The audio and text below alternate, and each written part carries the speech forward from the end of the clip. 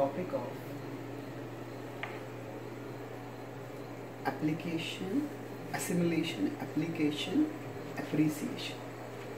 Three stages of devotion. When you practice bhakti, Krishna talks about it throughout the Gita.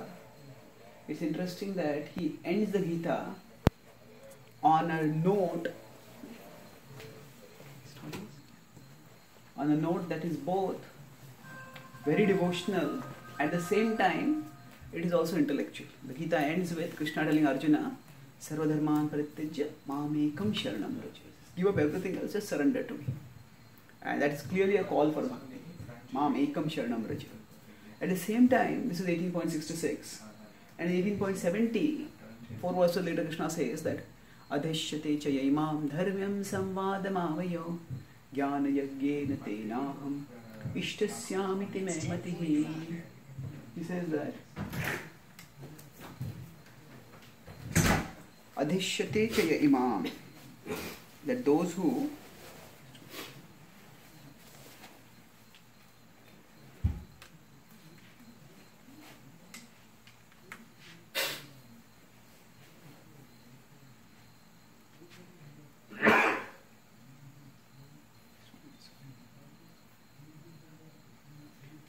start practicing, and those who study the knowledge of the Gita, they are actually worshipping him with his intelligence.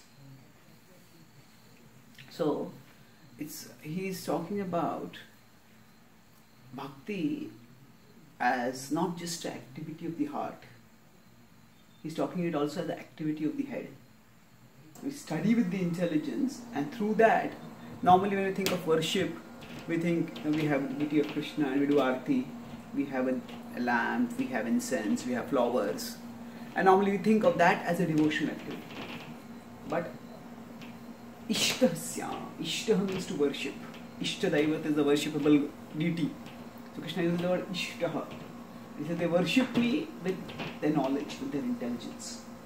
That means sometimes some people have the idea that they say that for those who are physically oriented, Karma Yoga is the path. For those who like austerities, Ashtanga Yoga is the path. For those who are intellectuals, Jnana Yoga is the path. And for those who are emotional, Bhakti Yoga is the path. Now, this is true at one level. But it is not that just because somebody is emotional, they can practice Bhakti nicely. Bhakti involves emotions, but Bhakti actually is much more than simply emotions as we understand them. Because Bhakti encompasses our entire being. We may work, but we may not put our heart in whatever work we are doing. Physically we may be cleaning or we may be doing some, but we may not put our heart in it. Sometimes we may study a subject, but we may study that subject primarily because we want something out of that subject. Many students study in college because they want a job out of it. They are not really interested in the subject. So like that we can do karma, but there may not be any consciousness of Krishna. Like that there may be even cultivation of jnana, but there may not necessarily be higher interest in higher realization. It can just be simply an intellectual activity. And some people may do austerities, but the purpose of their austerity may just to be show off to others. It may not be to actually go closer to God. And austerity actually should lead to purity, it should lead to mercy, it should lead to transformation of the heart in a positive way. Now, one of the greatest tyrannical rulers during Islamic occupation of India was Aurangzeb. And Aurangzeb actually lived a very austere life himself, because he considered himself to be a very devout Muslim. So although he would live in palaces, he would live very simply. But despite his simple, almost austere living, he was responsible for the death of 3 million people. They fought so many different wars, and he caused not only the end of the Mughal Empire, but he caused a disruption of the whole Indian economy at that time. So sometimes just austerity alone can cause harm rather than good. And the Bhagavatam also shows us how there are demons who perform enormous austerities, but by their austerity they try to acquire power which disrupts the cosmic order. So bhakti, but when we love someone, at that time, we naturally use all our resources in trying to express our love for that person. It means we do with our body whatever is required. If a mother loves a child, then she uses everything that she can for serving the baby. If the baby wakes up in the middle of the night, she may be tired, but still she wakes up and takes care of the child. It's austerity. She does that. Similarly, she was all intelligence. My baby is sick. What kind of medicine should I give? What should I do? She takes care of it all. So where the heart is invested, everything else follows. So bhakti, in that sense, is not just a path of emotions. It is actually a path that is inclusive of our entire being. And that's why there is a difference between emotions and emotionality.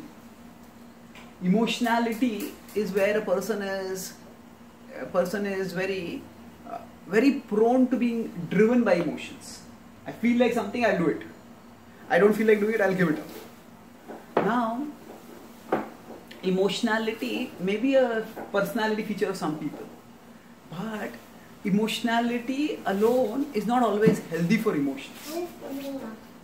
If we are forming a relationship, if a husband tells to his wife that, I like you today, I don't like you tomorrow.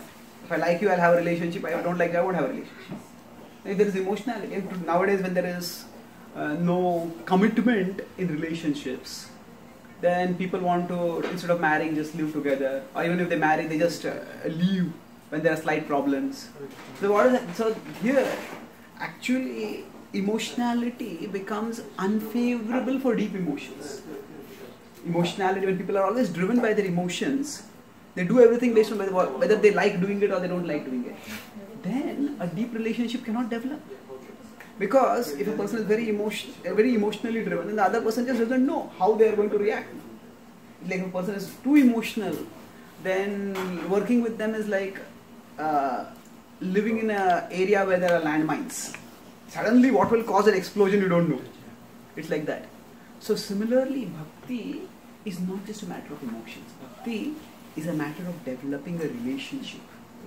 We are developing a relationship with Krishna. And for developing the relationship with Krishna, we want deep emotions. We want to have great bhav for Krishna. But that bhav is not emotionality. See, there is, in the material world when we live, there are these two aspects. There is emotionality and there is rationality. So, emotionality means people are just driven by their emotions. And rationality means people think only with reason, only with logic. Now, just as emotionality has its danger, rationality also has its danger. Sometimes when people are too rational, then they become desensitized from others' feelings. And they always think in terms of logic and they don't think in terms of the heart. That is also harmful. So, at an extreme example, when somebody is hyper-rational, then they can, Hitler, when he was ruling, actually Hitler's ideas of Nazism were driven by science. Just as there was Darwin's theory of evolution, which said that the unfit will be eliminated and the fit will survive. So he adapted that to humanity. There's a now outdated idea called social Darwinism, which said that actually among human beings also there are different races, and some are more fit than others. So he conjured up his own idea that the Nazis are the most fit race and the Jews are the most unfit race. And he said anyway by the course of evolution the Jews will be eliminated, but we will help nature on the way. We will help nature on the way and he killed 6 million Jews and 6 million other people. Totally heartless. So if there is too much rationality, that can make a person heartless. There is emotionality and there is rationality. Now the emotions of bhakti are actually beyond these both. They are transcendental. So roughly speaking, it is a very rough parallel. Rationality, we can say it is associated with the mode of goodness. Emotionality is associated with the mode of passion. That means when a person is in goodness, they are thoughtful, they are introspective, they think, and it is their thought that leads them. That is good. Of course, when people are in mode of passion, they are driven by their emotion. Hey, I like this, I want to get it. I like that, I want to get it. I don't like that, throw it away. So like that. Bhakti is transcendental. Now of course, uh, both emotionality and rationality, they can get distorted in the mode of ignorance, where aprakasho apravrittischa pramado mohe tamasyetan jayante vivrudhe kurunandana. In 14.30 in the Bhagavad Gita, Krishna says that prakasha is illumination. You could say like rationality. Pravritti is inclination. I want to do this, I want to do that. That is we could say emotionality. Aprakasho apravrittischa. There is neither illumination nor there is action. No, people are not even neither thinking nor acting, just they are lost in their illusion. So such is the mode of ignorance. So we get these three modes. We can say in a way that some people make things happen, some people watch things happen, and some people wonder what happened. So those who make things happen are actually in goodness. Those who watch things, I want to do this, but this went wrong, that went wrong, they're in passion. See all things going on, and some people just don't know what is happening. So they are in the mode of ignorance. So now, bhakti, as I said, has this aspect of incorporating our entire being. So I talked about three things: assimilation, which involves internalizing the concepts, application, and then there is appreciation. So assimilation means that actually the knowledge that we hear, when we hear the philosophy, the knowledge actually enters into our head. Normally when we hear, things enter into our ears. But assimilation means we contemplate with our head, and after contemplating, we internalize. That is assimilation. And Krishna actually calls for such assimilation when he tells Arjuna at the end of the Gita, Vimrishaitat asheshena. Oh Arjuna, deliberate deeply on what I am telling you. Vimarshan is deep contemplation, assimilate. So if we don't assimilate a subject, it's like sometimes some students study, they study for getting marks, they memorize some things, but then they're not really deeply understanding the subject. So after memorizing, after a few months, they forget everything. So like that, when we also hear the philosophy, usually the temptation is, when we are hearing, the mind, I have heard this. I've heard this. Whatever we hear, the mind tends to say, I've heard it. But actually, if we are asked to speak, what should I speak?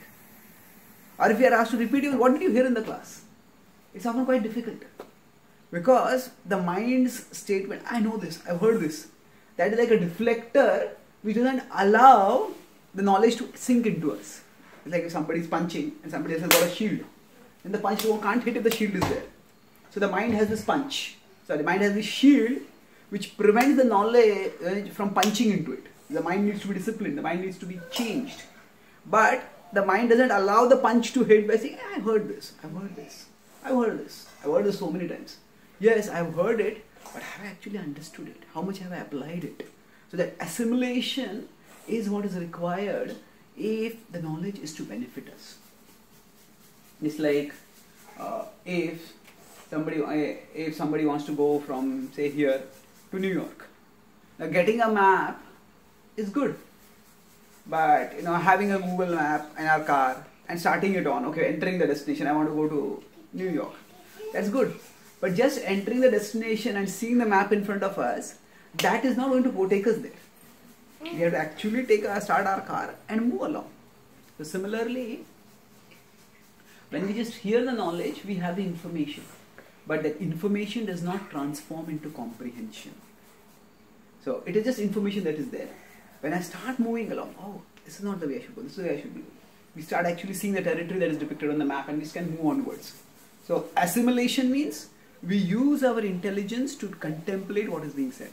In the Chaitanya Charitamrita, it said that Siddhanta baliya chitte na kare alas, iha haite Krishna lage sudrudha manas. Says Siddhanta baliya. Oh, all this is philosophy. I don't need to study this. I am a bhakta.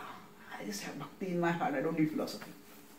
Chaitanya Charitamrita says, don't think like this. Siddhanta baliya chitte na kare alas. Don't be lazy. Don't do alas, laziness. Why? Iha haite, by the Siddhanta, by the philosophy, what will happen?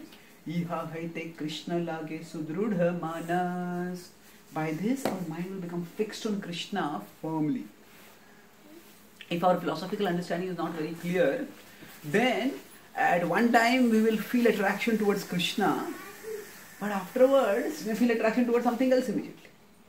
So just like for many people, especially people who are from a Hindu background, from a pious Hindu background, for them hearing Bhagavad Katha, hearing Ramayana, hearing Mahabharata, that is like a pious form of entertainment. Now, there can be sensual forms of entertainment where people watch romantic movies, and there can be pious form of entertainment. Now it's good, pious form of entertainment is definitely better than sensuous forms of entertainment, but still their attitude is, oh, this is nice stories, nice stories. So somebody might be watching on TV some Ramayana or Mahabharata, and then in the Mahabharata they see how Abhimanyu fights so gallantly and Abhimanyu is killed. And then when they see Abhimanyu's heroism and martyrdom, they may start crying. Or they may see Jatayu being killed by Ravana, and they start crying. And then the program ends, and they change the channel, and the cricket match is going on. And then Virat Kohli gets out for 0 and they start crying there also. So, what is happening there? Actually, is just the tendency to be emotional. We are getting emotional about one thing, we are getting emotional about another thing. There is no difference. So, yes, it is good to have emotions in connection with Krishna, but bhakti pareshanubhava virakti ranyatracha. If there is genuine bhakti, what does that bhakti lead to? Para isha anubhav. It leads to the experience of God. Para isha anubhav. And when that experience of Krishna happens, then viraktir anyatracha. We become detached from other things. So when the detachment is not happening, that means what is experienced is not actually bhakti. It is some emotionality, and because it is connected with Krishna, that is good. But that is not really bhakti. It can be a precursor to bhakti. So there has to be, what happens when we assimilate the philosophy is that we understand that Krishna is the eternal reality. And everything else is temporary. So I don't need to get so infatuated, so excited about temporary things. So the assimilation of the philosophy helps us to separate between the eternal and the temporary. And that's how the study of the philosophy makes us Krishna lage sudrudha manas. By this, our consciousness gets fixed on Krishna much more firmly. Without a philosophical understanding, we'll be driven largely by our emotions. And sometimes we'll practice bhakti enthusiastically, and sometimes we just become apathetic. Sometimes we chant the holy names, and then sometimes people take out the beads. 108 beads or 1008 beads. It's not getting over only. The mala is just going on and on. So that happens because we are driven too much by our feelings. So if you philosophically understand, chant holy name is the means to purify myself, then we'll apply ourselves. So that brings us to the second point. Assimilation leads to application. So application means that we do what is beneficial for us. So as long as we are not convinced, if we are not assimilated spiritual knowledge, then we do not feel very convinced about applying what we are doing. Just like if a doctor has told, okay, take this medicine, and it's a bitter medicine, it's maybe a little expensive medicine, and it's time consuming to get it, take it. Now if I am not convinced, okay, I have a serious problem, then I won't take the medicine. Why is that? I feel like, why put so much effort in it? It's not such a serious problem. So if we understand that, okay, there's a serious problem, or a doctor gives a prognosis, which can lead to this complication, this can lead to this complication, you just take the medicine now, all those complications can be avoided. If you understand that, if what the doctor has said goes inside, we assimilate it, how serious the disease can become, then the impetus for application becomes much more. Without that, we won't take the medicine properly. So now this brings us to we can analyze it in terms of the mind and the intelligence. See, even when we assimilate the knowledge, that does not mean that the mind changes. Just like, to give a simple example, that suppose many times there are some schemes which come up. Oh, get an iPhone for $1, or get this for a very absurdly low price. And sometimes we try such schemes and we find that they don't actually work. They just allure us and they make us take our time, and we don't get something out of it. Sometimes there are schemes which may work, sometimes some schemes don't work. So if we see a lot of advertisements around us and we have decided, I'm not going to get involved in these advertisements, so I'm not going to fall for these schemes, then just because we are not going to fall for the schemes does not mean people are not going to make the schemes. Isn't it? Advertisers, just because I decide I'm not going to purchase an advertised product does not mean that the advertisers will stop advertising. Similarly, when we start practicing bhakti, we decide, okay, I'm not going to get involved in these sensual things. I'm not going to do this. I'm not going to chase after material things. But now the mind is Maya's internal advertising agent. The mind is Maya's internal advertising agent, and the mind keeps advertising. Come on, eat this, buy this, watch this, get this. And just because we have decided I'm not going to do these things, that doesn't mean the mind is going to stop advertising. The mind is still going to say, I want this, I want this, I want this. And when it comes to practicing bhakti, the mind is saying, oh, it's so troublesome, why do that? Chanting, every day you're doing it. What difference does it make if one day you chant attentively? You just don't bother about it. So the mind is not going to stop its ways just because our intelligence is convinced. But if the intelligence is not convinced, then we will listen to the mind. If the intelligence is convinced, we will not listen to the mind. Going back to that earlier medical example, that suppose this is a child, say a small girl is there, and she's got some disease, and the mother takes the girl to the doctor, and the doctor tells how serious the disease can be. Right now it's in a preliminary stage, but you have to make sure that she takes the medicines morning, afternoon, evening. Now as far as the girl is concerned, the doctor might just smile at her, maybe give her some chocolate, give her some sweet, and just be nice with her. But all the serious discussion will happen with the mother. And the doctor is not going to be there with the girl 24 hours. It is afterwards the mother comes back. It is the mother's responsibility to make sure that the girl takes the medicine.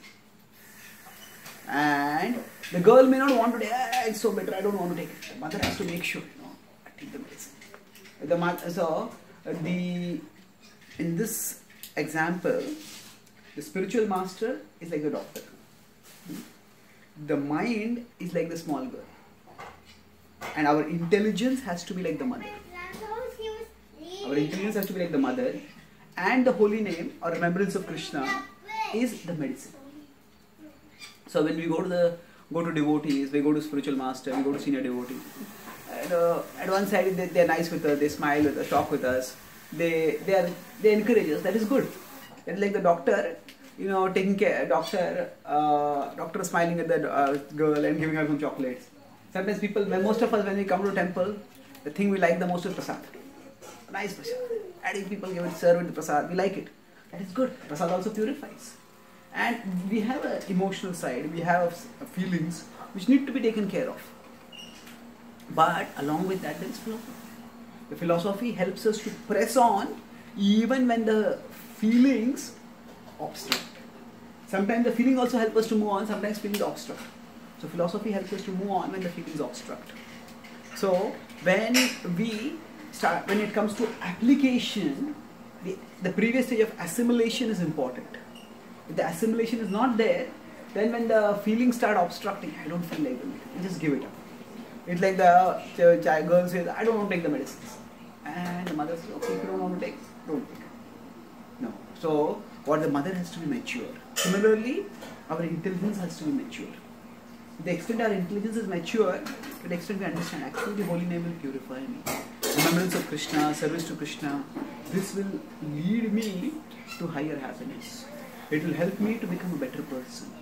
It will help me to become a better devotee. Therefore, I want to do this. So the application rests on assimilation. Without assimilation, if there is application, then the application is not sustainable. We'll apply for some time, afterwards we'll give up. And that's why we will see that sometimes when we become discouraged in bhakti or we become distracted in bhakti, if we come in the association of devotees and if we hear some inspiring classes, then we'll get rejuvenated. See, bhakti is not intellectual, but the intellect helps us to practice bhakti. Jiva Goswami explains in the Sandarbhas that the Siddhas are the pure devotees. They stay at the spiritual level by their preeti. They have affection for Krishna. and naturally therefore they want to serve Krishna. He says Siddhas stay at the spiritual level by their priti, but he says for sadhakas, they can stay at the spiritual level by their buddhi. For us, priti is not sustainably there. That's why we need buddhi. It is our intelligence which will keep us on the spiritual platform. Evam buddhe param buddhva samstabhya atmanam jahishatrum mahabaho kamarupam durasadam. In 3.43 in the Bhagavad Gita, Krishna says, Evam buddhe param buddhva. In this way, with your intelligence, understand that you are transcendental, and Evam buddhe param buddhva samstabhya atmanam atmana. And therefore, situate yourself on the spiritual platform. That is application. And to the extent there is application, then we come to the third stage, that is appreciation.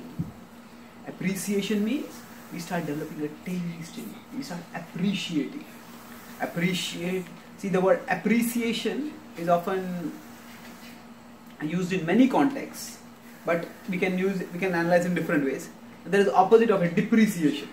Sometimes the property, it gets devalued or it depreciates in value.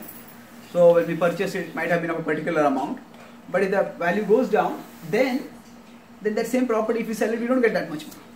There is appreciation means the value increases, depreciation means the value decreases. So in that context, when we develop appreciation for Krishna, it is not that Krishna is actually a supreme treasure. It is not that Krishna's value increases, it is our understanding of Krishna's value increases. That means, many times, initially when we come to practice bhakti, we see God as a tool to the world. That means I want this, I want that, I am not able to get it. God, you help me to get it. It's also good, at least we are coming to God instead of going to someone else. But what is this level? This is like Krishna is playing his flute and he's inviting us. Come and join me in performing in my pastime in the spiritual world. But what we want is, Krishna, I want to perform pastimes here, you assist me here. I want to do this, I want to do that, I want to achieve that. Krishna, you assist me. So this is also not a wrong level. It is also pious if you are approaching Krishna. But if we keep practicing bhakti, in the initial stage, what happens is, the things in the world are very important. And God is important if He can help me in this world. Which is fine enough, at least we are approaching God. But if we truly connect with Krishna, if we experience Krishna, we start practicing bhakti, and by that we experience the joy that comes from connecting with Krishna, then that experience helps us to realize that Krishna is realer than reality. What does it mean, realer than reality? Now the reality means, okay, I'm sitting on this chair, you are in this house, all this is reality. But this reality is all temporary. It will be there, it will not be there sometime. But Krishna is the enduring reality. So it is realer than reality means we consider this world to be reality, but this world is temporary. Just like we have dreams. Now in dreams we see things, and as long as we are in the dream they seem real. But as soon as the dream ends, they will be gone. So the scriptures often compare our material existence to also a dream. The soul is dreaming that I'm a male, I'm a female, I'm an Indian, I have now become an American, whatever it is. Now when we use the word dream, it does not mean that it is to demean the experience that we are having. See, as long as we are in a dream, the experiences are real for us. Like that, what we experience now is real for us. But it is a temporary reality. Whereas Krishna is the eternal reality. So the more we practice bhakti, the more we experience Krishna. And this experience of Krishna can actually be very defining when our world starts crumbling apart. Sometimes what happens, a lot of problems come in our life, maybe financial problems, health problems, relationship problems. Then at that time we pray to Krishna, Krishna, help me, help me, help me. And then no help seems to be coming. We may start developing, does Krishna exist? Does Krishna care? Why is Krishna letting all this happen to me? And it can lead to doubts. It's possible.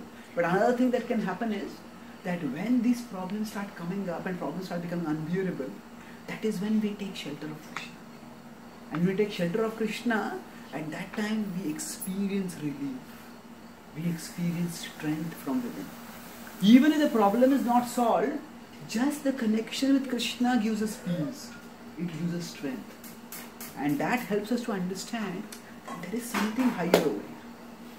And even when say, I'm having so many problems, but still, by remembering Krishna, by trying to connect with Krishna, I'm experiencing peace. I'm experiencing relief. There is something higher over here. So as long as we think of Krishna only as a protector of our material life, Krishna does protect things, but if we see him only in those terms, then we cannot grow very much in bhakti. But if we practice bhakti diligently, in the activities of bhakti itself, we experience peace, we experience joy. And then when the life sends its blows, life always has ups and downs. Sometimes life gives its blows to us. So at that time, if we have habituated ourselves to take shelter of Krishna, then we can gain that shelter, and thereby we experience relief. Like say it's hot outside, and then we come inside an air-conditioned room. Then when we come inside the air-conditioned room, the heat outside has not stopped, but we have got relief. So similarly, our mind thinks of hundreds of things, and when we think of those things, we get agitated. But if we bring the mind to Krishna, Dhautatma Purusha Krishna, Padamulam na munchati mukta sarva pariklesha, Pantha Swasharanam yatha. That for the purified soul, when they fix their mind on Krishna, then what happens to them? Mukta sarva pariklesha. Pariklesha is misery. Mukta is free from. They become free from all misery. And the example is given. Pantha Swasharanam yatha. Pantha is a traveler, one who goes on a pantha, a path. Pantha Swasharanam yatha. Swasharanam refers to one's own home. It's like a person has gone through a long, troublesome journey. When they come back home, they feel safe, they feel happy, they feel secure, they feel loved, they feel a sense of belonging. Now I have come back home. So like that, when we bring our consciousness to Krishna, then we feel at home, we feel safe. And with that security, with that serenity, then we can deal with the problem with greater maturity.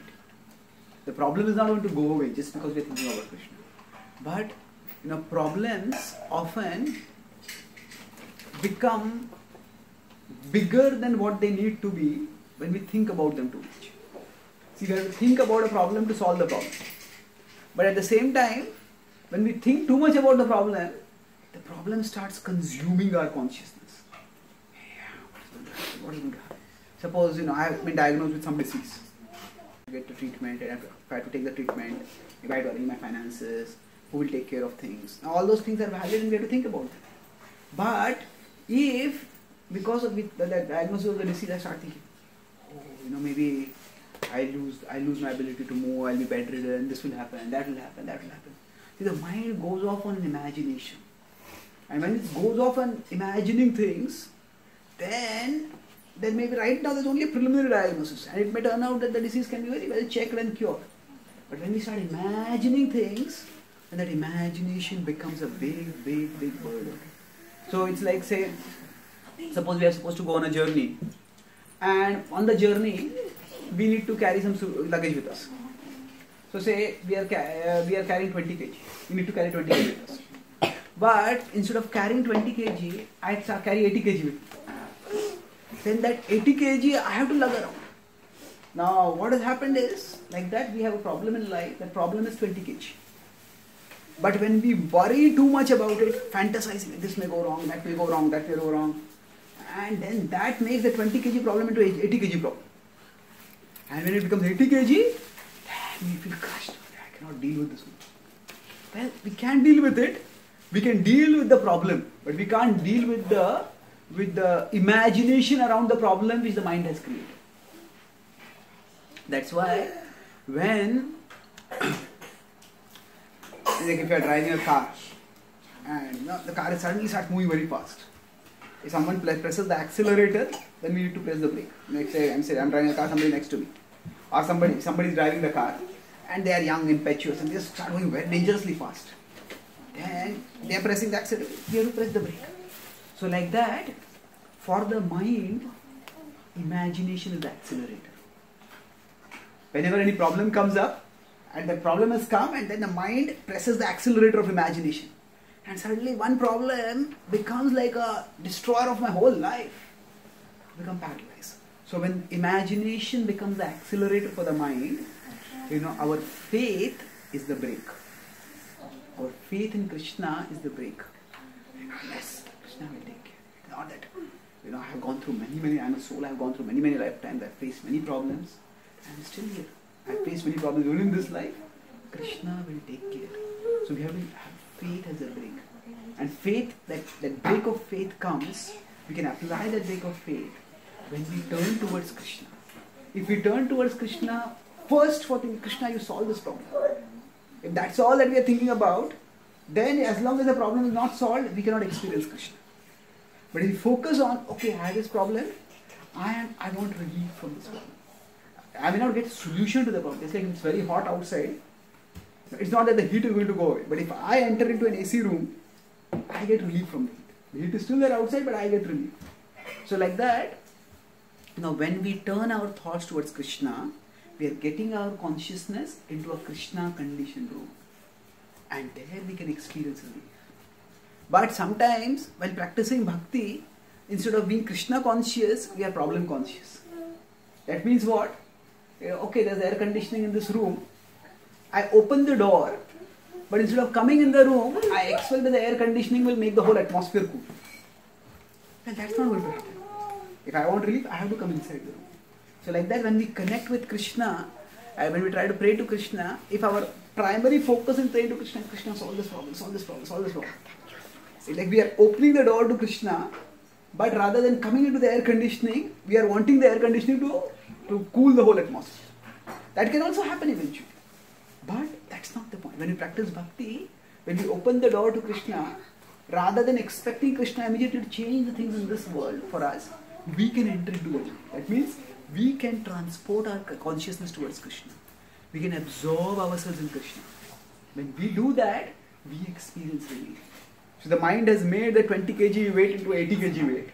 But when we think about Krishna, then that 60 kg falls away. When we think about Krishna, we absorb ourselves in Krishna, we pray to Krishna, at that time, we experience security, we experience serenity. And then we can say, okay, this problem is there. It's a serious problem, but it's a manageable problem. The problem is manageable, but the problem plus the mind's imagination, that is unmanageable. The problem plus the mind's imagination can make even a small problem huge, unmanageable.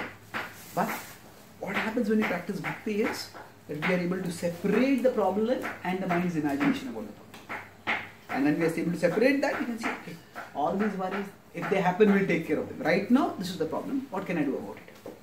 And as this requires, I'm talking all this in terms of appreciation. We develop appreciation for Krishna. Initially, we may have some appreciation for Krishna only in terms of what Krishna does for us. Like when Duryodhana and Arjuna went to choose, both of them went to choose. Duryodhana, before the Kurukshetra war, Duryodhana did not have any appreciation for Krishna. He thought of Krishna only in terms of a source of an army for it. And when he heard that, okay, Krishna is going to be on one side and the army is going to be on the other side, he said, hey, what is the use of Krishna? I just want the whole army. But whereas Duryodhana saw Krishna as a means to an end, Arjuna saw Krishna as the end. He says, if I have Krishna, I have everything. And that's what it turned out. Although Krishna did not fight in the Kurukshetra war, but Krishna guided Arjuna at all the critical moments. And Krishna's guidance of Arjuna was defining for Arjuna's eventual victory. Similarly, as we practice bhakti, our appreciation for Krishna increases. That means we see Krishna not as a means to an end, but we see Krishna as an end in himself. That if I can just remember Krishna, if I just become absorbed in Krishna, if I just serve Krishna, everything else will work out. Everything else will be taken care of. When we appreciate Krishna, then we don't make our bhakti conditional to the things of the things in this world working out. Rather, we focus on making our bhakti work, and then we know that other things will work out. And at this stage, when we come, then our bhakti becomes irrevocably stable. Nashta prayeshu bhadreshu nityam bhagavati sevaya bhagavati uttama shloke bhaktir bhavati naishtiki. Prabhupada translates this as bhakti becomes an irrevocable fact. Because we have ourselves experienced Krishna. So Srila Prabhupada, when he came to America, if you look at it from the material perspective, at least in India, he had a status as a sadhu. Pious Indian society respected sadhus. They may not want to follow him, but he could go to any pious Indian's house and they would provide him some food, they would provide him some donation. But Prabhupada wanted people who were seriously willing to live according to the Bhagavad. And he was not getting that in India. But when he came to America, he did not have anything. He did not have money, he did not have institutional support, he did not have followers. And he came to the Lower East Side, and there, the one boy named David, who seemed to be very enthusiastic, he said, I would like to become your disciple, Swamiji. One time, he himself took so much drugs that he went mad and he attacked Prabhupada. And it was a multiple story building, and Prabhupada had to just run down those narrow, dark stairs just for his own life. And he came out on the streets and he realized that on top of the roofs of the buildings, there were some birds which were moving aimlessly around. And Prabhupada realized that I am just as homeless as those birds. He did not have anywhere to go. And at that time, Prabhupada did not even have money. He had just come out without anything. But Prabhupada always had Krishna with him. He had the intention to serve Krishna. And with that intention to serve Krishna, he was fixed. So, initially, he was also checking what to do now. But then, Prabhupada writes in one of his purports that a devotee may be perplexed, but a devotee is never discouraged. Perplexed means to not know what to do. Discouraged means to not want to do anything. To just give up. Even devotees, advanced devotees may be perplexed. We may try to do one thing, it doesn't work out, then we don't know what should I do then. But a devotee is never discouraged. Why never discouraged? Because the devotee knows Krishna is always there in my heart. Krishna is always with me. Krishna always loves me. And Krishna will always give an opportunity for me to move on. So at such a stage, faith can have many definitions. I'll conclude with one practical understanding of faith. See, faith simply means to take one step forward even when the full path is not clear. If there's a dark path and I am lost right now. So if I simply have a small flashlight, with the flashlight I cannot see the full way ahead. But what I can see is just one step ahead. Okay, I take one step ahead, that's enough. If there is no ditch over here, there is no danger over here, I take that step forward and the flashlight will show me one more step. And we keep taking one more step ahead, and eventually we'll reach the destination. So, when we have problems, so Prabhupada at that time didn't know what to do. The only disciple he had, only person who was about to become a disciple, he had turned against him. So, what did Prabhupada do? Now, Prabhupada just went to a phone booth. He did not even have money, so he just requested the person, can I make a phone call? And he called some other people who had come for his program. I told them, can you arrange something? Then they immediately worked together and they arranged for Prabhupada to go to another place. And then actually that place turned out to be much more favorable. And then the people started coming regularly, and then that's actually in New York, the 26th 2nd Avenue, where the first ISKCON center was established. So Prabhupada did not know exactly how he was going to work. But his faith was, okay, I'll take one step forward. So when we have appreciation for Krishna, when we are experiencing Krishna within us, then even if there are big problems outside, we may be perplexed about how to deal with them. We may not know how to deal with them. But we will not become discouraged. We will not think, oh, these problems are so big, I'll just give up. No, okay, these problems are big, I may not even know how to solve them right now. But let me take one step at a time. And with the flashlight of faith, we keep taking one step. Eventually, we will cover a long distance and we will be able to overcome the problem. Krishna says in 18.58 in the Bhagavad Gita, Macchittaha sarva durgani matprasadat tarishyasi. He says, Macchittaha, if you become conscious of me, sarva durgani, all obstacles, matprasadat, by my mercy, tarishyasi, you cross over the obstacles. This is Krishna's guarantee that if we become conscious of him, he's not saying obstacles will not come. Obstacles will still come, but by my mercy, you will be able to cross over all the obstacles. And that is what we all can do when we gain appreciation for Krishna. So I'll summarize. I started by talking about how our devotion can progress through 3 stages. Does anyone remember the 3 A's? Assimilation, application, appreciation. Yes, thank you. Assimilation, application, appreciation. So in terms of assimilation, I discussed elaborately about how some people think that different yogas are for different people. Karma yoga is for those who work hard. Jnana yoga is for those who are intellectual. Ashtanga yoga is for those who perform austerities. And Bhakti yoga is for those who are emotional. This is an oversimplified understanding. Because all the other activities, in fact all these 4 activities, some people may just work and they may become passionate. Some people may just think and they're just lost in their head. Some people may perform austerities, but that may not lead to character. They may be very cruel despite their, they may be unfeeling in spite of their austerities. And some people may have too much emotion and they may become hyper emotional. So it is not. So all of these are aspects of our being, and bhakti is the process of spiritualizing our entire being. So we discussed about emotionality and rationality. Emotionality, if there's too much emotionality, that is unhealthy for deep emotions. Because when a person is too emotional, then they cannot be trusted about how they will behave in different situations. And relationships cannot become deep without trust. On the other hand, if a person is too rational, then they become unfeeling. And then, even then, there cannot be good relationships. So, we can roughly correlate that emotionality is associated with mode of passion, rationality is associated with mode of goodness. And bhakti is beyond this, bhakti is transcendental. So, when we practice bhakti, bhakti encompasses our entire being. We work with our body in service of Krishna. We use our intelligence to understand the philosophy. We also perform some austerities when there is fasting or other times. Right? And we offer our heart to Krishna. So the emotions of bhakti are the mature fruit of purification. They are not just ordinary emotionality. And so the first stage, Krishna said in the end of the Bhagavad Gita is that worship me with your intelligence. Those who study are worshipping with their intelligence. So bhakti includes in its ambit even intellectual activities. So that is assimilation. When we assimilate the philosophy, then it is not just something information in our ears, information going into our ears, it is comprehension, which is entering into our head. So when we assimilate, then we can apply. So without assimilation, things just stay theoretical. So bhakti remains a pious form of entertainment without assimilation. So we are entertained by bhakti and then we are entertained by sensuality also. So if we don't want that to happen, we need to assimilate. So by Siddhanta, studying Siddhanta, our consciousness is fixed on Krishna. And then there is application.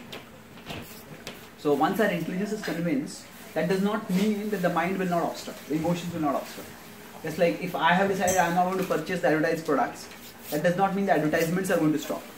It just means that I will say no to the advertising. So like that the mind is like an advertising agent, it will keep advertising, but if our intelligence is firm, then we will not fall for the mind. I gave an example of a mother and a child, of how mind and intelligence works. Can anyone explain? Okay, what are the parallels in that? Who is the mind, who is the intelligence?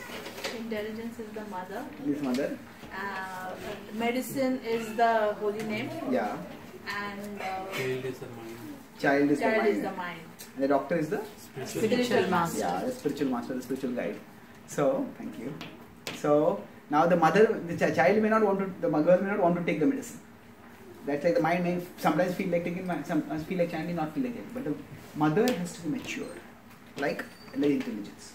It ensures that the intelligence ensures that we chant the holy names, we practice bhakti. Like the mother ensures that the child takes the medicine. So that's why application is not sustainable without assimilation. We start practicing, but we'll give up if we are not steady, if we're not steady, if we're not convinced about it, we're not assimilated. And then there is appreciation. Appreciation means we see, we value Krishna not for what he gives us in this world. We don't value Krishna just as a means to the end in this world. We value Krishna as an end in himself. Duryodhana saw Krishna as a means to the Narayan Sena. Arjuna saw Krishna as an end in himself. And when we practice bhakti, if we see Krishna as a tool to the end of things in this world, and if the things of this world don't work out, our bhakti will become very shaky. But if we understood Krishna is an end in himself, then when problems come, we will take more shelter of Krishna. Like, okay, it's very hot outside, let me come into the AC room. Let me get relief. Like that, when we feel very agitated by problems, we will take shelter of Krishna and we'll experience relief. We'll experience peace. And with that peace, we can separate the problem from the mind's imagination of the problem. The 20 kg is the weight of the problem, but 60 kg is the mind's imagination. And together they become unmanageable. But separated, then we can manage. So when imagination becomes the accelerator for the problem, what is the brake? Faith is the brake. Faith, yes. Krishna has taken care of the past, Krishna will take care now. Faith in Krishna. And faith doesn't mean just passively, oh, I just leave everything to Krishna. Faith also means we practically do what we can. Like a torchlight if I have, Prabhupada says that even a devotee may be perplexed, but a devotee is not discouraged. So when we have big problems, we don't know how to solve the problems. If we have faith in Krishna, we won't become discouraged. Okay, what can I do right now? Okay, one step I can take. Like a torchlight in dark, it may show me one step ahead. I take that one step ahead, I take one step ahead. Like that we move on. And eventually, we will find a solution to the problems emerging. So, when we appreciate Krishna as an end in himself, then we experience Krishna in a very deep and transformational way. We experience Krishna not just as reality, but as realer than reality. The things of this world, the problems of this world, they will come and they will go. But Krishna is our enduring companion. And by appreciation for Krishna, we become peaceful and joyful even through life's ups and downs. Krishna assures us that if you become conscious of me, you'll pass over all obstacles by my grace. Thank you very much. Are there any questions or comments? Yes.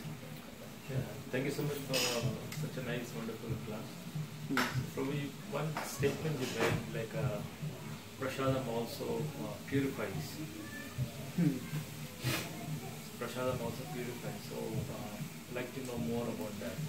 Because we know that we offer the Supreme Lord, and then we offer it, and then after some time we accept it. We say this is prasadam, that's what we call it, spiritual food. So how does it actually work? Can you elaborate more on that? Okay. So how does prasadam purify when we offer the food to Krishna? Krishna is pavitranam pavitram yo mangalanam cha mangalam. That he is the most pure among all pure. He is the most auspicious among all auspicious things. So anything that comes in contact with Krishna, that becomes pure. So when you offer the food to Krishna, at that time, so Krishna is omnipotent. Angani yasya sakalendriya vrittimanti. So Krishna doesn't have to physically consume the food. Krishna can just glance with his eyes. All his senses have the potency of the other senses. So even when Krishna glances at the food, he actually, by the glance, he's accepting it. And when he accepts it, the food becomes purified by contact. So the food that we offer is actually a means for expressing affection. It's like, say, usually in cultured families, if you go to visit some relative or you go to visit some friends, we make it, say, take a tiffin. A very small box in which we made some nice, some delicacies for them. And then say one child goes from one house to another house. Then the mother may give some tiffin with some sweets over there. And somebody seeing from outside, okay, the tiffin went inside. And then when the child is returning from this family back, that family also, they will not give the tiffin again. They will fill it with some other sweets. And they will give it back. From the external point of view, the same tiffin is going in, the same tiffin is coming out. But internally what is happening? There is reciprocation. The sweet that went in, that expresses the affection of this family for that family. And the sweet that is coming out, that is expressing the affection of this family for that family now. So like that, for us, when we offer food to Krishna, that food is an expression of our bhakti for Krishna. And that's why when we offer bhoga, we try to cook with a devotional attitude. We try to maybe have some kirtan or something like that going on when we are cooking the food. We offer the food to Krishna properly, prayerfully. And so then our bhakti is being offered to Krishna. And then when Krishna accepts it, Krishna gives his kripa, his mercy. So the food externally remains the same, just as the box remains the same. But when our bhakti goes to Krishna, Krishna reciprocates by giving his kripa. And when his mercy comes through the food, then those who eat the food, they become purified. So now, prasadam purifies. Prasadam is a means to purification, but it is not the only means to purification. That means, if I just take prasad, I don't do anything else, I'll be purified. But whenever there is anything spiritual manifesting in this world, the spiritual manifestation also follows, usually doesn't violate the material laws. That means if I have the Bhagavad Gita is a very sacred book. But if I put the Bhagavad Gita in water, the pages will get spoiled. So the Bhagavad Gita's spirituality is not seen by if I put the Bhagavad Gita in water, does it get spoiled or not. That's not the way to see it. But if I study the Bhagavad Gita, I approach it with a devotional attitude, then its wisdom will illumine me. So like that, prasadam also, it will follow the material laws. So if I overeat, it may cause my stomach upset. If I overeat, I may become fat. All that is possible. But that material laws apply, but above the material there is a spiritual reality. That when we take prasadam, because Krishna's mercy is there, it purifies us. And then the extent to which it purifies us will depend on how much is our devotional disposition also. So if we take prasadam with a very devotional attitude, prayerful attitude, then the purification is much more. But overall, anything that has contact with Krishna, that purifies. And prasad is actually, because it has been offered to Krishna, it is permeated with his mercy. And that's how it is purified. Does it answer your question? You had a question. So about appreciation, Prabhu. Yeah. So you said appreciate Krishna. Even before that, we should know something about Krishna in appreciate. Yeah, correct. So wouldn't that be easy to appreciate devotee first and learn how to appreciate and then know more details about Krishna and then appreciate it? Because we need some details Correct. to appreciate. Yeah, correct. So do we need to appreciate devotees before we can appreciate Krishna? Yes, definitely. When I talk about assimilation, application, appreciation, all these three require devotee association. Because even when we have to assimilate, how are you going to assimilate? If we study Bhagavad Gita ourselves, we may understand a few things, but there are many questions may also come. And to get the answers to those questions, we need to associate with devotees whom we can ask the questions and who can answer our questions. So for assimilation, association is required. Even for application also, when we have to practice, if we alone have to practice, it becomes quite difficult. But if we come in the association of devotees, then the same devotional activities become not only easier, they actually become joyful. So, and definitely for appreciation, it develops to the extent we associate with those who are appreciating Krishna. So for example, if we see deities, if you go to some other devotee's house who has got deities, and they are serving the deities with great care, with great reverence, with great bhakti, and when you see that, oh, they do this like this every day, for so many days, so many years they are doing it. That, seeing that inspires us. And we may also get deities, and we may have had some picture of Krishna in our house, but when we see others serving Krishna very nicely, we also feel inspired to serve. So appreciation comes by associating with those who are appreciated. And in that sense, our desires are not just linear, they are triangular. What do you mean by triangular? That, so normally think of desire as I see some object and I desire that object. So I am here, the object is here, I desire it. We think of that's how desires develop. That's true. That's one way desires develop.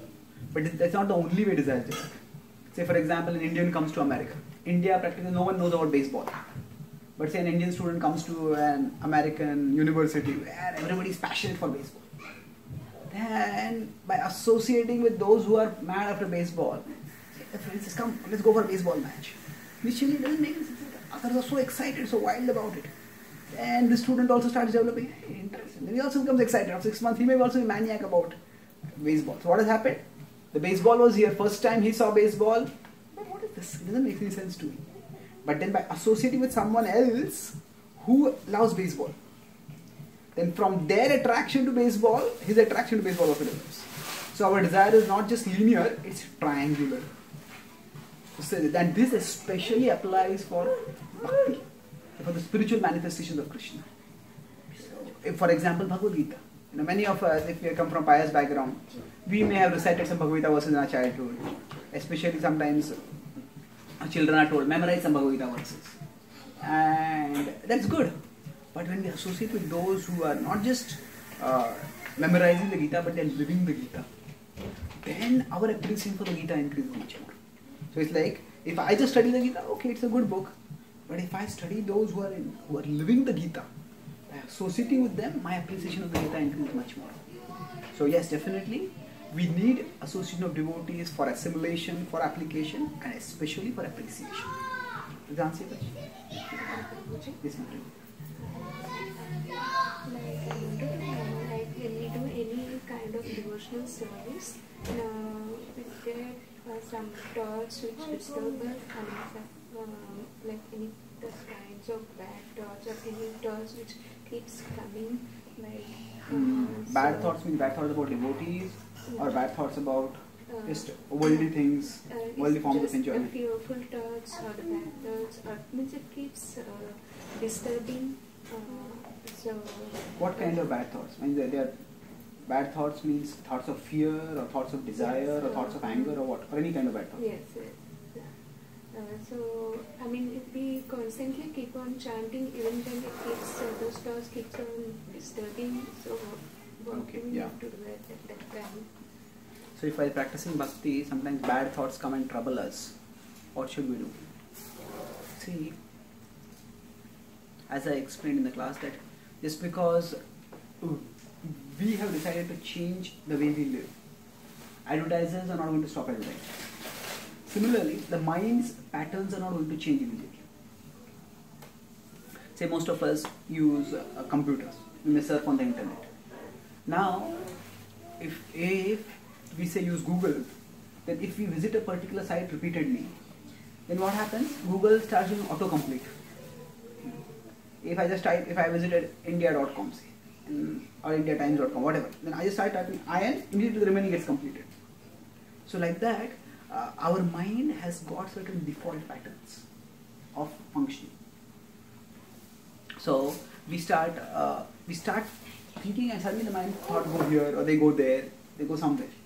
So now, just as when the browser does an autocomplete of a link, of a site name, now we don't have to go along with that autocomplete.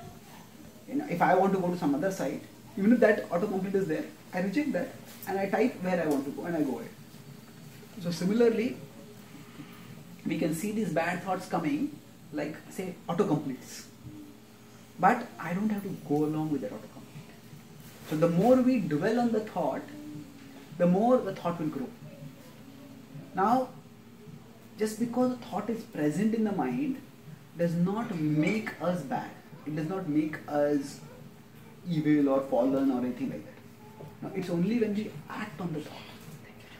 So Srila Prabhupada will say to have a wrong desire is not a problem. To act on that wrong desire is a problem. So, you know, when negative thoughts, terrible thoughts, whatever they may come in, we don't let them grow. And how do we do that? See, the best way to deal with negative thoughts is to not deal with them. What that means is, sometimes if a salesman comes along, and the salesman is very skilled, now if we try to convince the salesman why I don't want this product, the salesman will convince us why you want this product. So best thing is, we just don't talk with the salesman. If we start talking, they are expert at talking, and they will outwit us. So like that, when the thoughts come, if we start focusing on them, even if no, this is not true, this is false. This is not the way I am, this is not the way I want to act, this is not the way I want to think. But the more we dwell on it, actually that desire will become stronger. That perception will become stronger. So best is to direct the thought somewhere else. And chanting is of course one powerful way, but it is not the only activity in Bhakti. See, we have to find out for ourselves what is the best way I can fix the mind in action. So for some of us it may be kirtans. Just having some nice kirtan going on, like ourselves singing some tune. For some of us we may find some pictures of Krishna, some picture of deities very attractive. Just keep them always with us. And then whenever we feel the negative thoughts coming, turn towards them and pray to those pictures. Just look at those pictures. or we may find maybe reciting some shlokas or hearing some classes, whatever it is, we find can quickly direct our thoughts towards Krishna. We should have that with us regularly. So when we have that way, then when this thought starts growing, we don't let it grow, we direct our thoughts towards Krishna. And gradually, as we stop paying attention to those thoughts, the thoughts will decrease. And then eventually they will go away. It's just like if we repeatedly don't visit a particular site, then the Google autocomplete will go into other sites, then autocomplete will not pop up again. It will go in the past remote history. So the same way, for us, we shouldn't become disheartened just because the thoughts are coming. We should say, okay, these thoughts are coming from the past, somewhere, something, I may not know also from where they are coming, but I don't have to dwell on them. And it's not possible to just say don't dwell on them, rather find out something positive to dwell on. And don't make it a stereotype that I have to chant only. We have to find out, according to our individual nature and interests, what is it that we can direct our thoughts towards. And then we will be able to, by neglecting those thoughts, we can counter them. Now if some same thought patterns keep coming repeatedly, then we may use our intelligence to deal with them. That means, say, if I have a tendency, we can use our philosophical knowledge. Okay, just write it down. So this is my worry, this is my fear. And then after that, I write down, okay, but this is unlikely. Or you can write down some rational way of countering the fear. You may not be able to do it that time, but afterwards. And then when we write down, okay, if this is the problem, I can deal with it this way. But this problem is not likely to happen. Whatever it is, we can objectively write down how to address that fear. And then afterwards, if we write it down and keep it with us, then later, when that fear comes, we can just refer back to it. Yeah, this makes sense. I don't have to worry so much. We all are expert at giving advice to others. There's nothing which we give as freely as advice. But what we can do is, we can use that tendency on ourselves. That means, yes, I have this fear. Just imagine if I have this worrying tendency. So, if somebody else came to me with this worrying tendency, how would I counsel them? And then try to apply that to yourself. Now we may consult someone else also to deal with specific issues. But that way, we can use our intelligence also to counter that worry or counter that negativity, whatever it is. But primarily it is, we don't dwell on it. If we don't dwell on it, it will gradually go away. And if we have something more positive to dwell on, then not dwelling on it becomes much easier. Would you like to see? I mean, to gain the concentration on Krishna while chanting, means such thoughts comes which I won't be able to focus on Krishna. That is okay. So if thoughts distract us while we are chanting and focusing on Krishna, we don't have to have unrealistic expectations. It's like, if a mother tells a child, you sit here. Now you can't expect the child to sit there peacefully. Child may go here, child may go there. So mother may be doing some other work, but she'll keep an eye out. So what is my child doing? And the child goes somewhere else, she'll bring the child back. So like that, our mind is like a child. Sometimes, basically, we use different metaphors for understanding things. So sometimes we may treat the mind as an enemy, very dangerous. That's fine.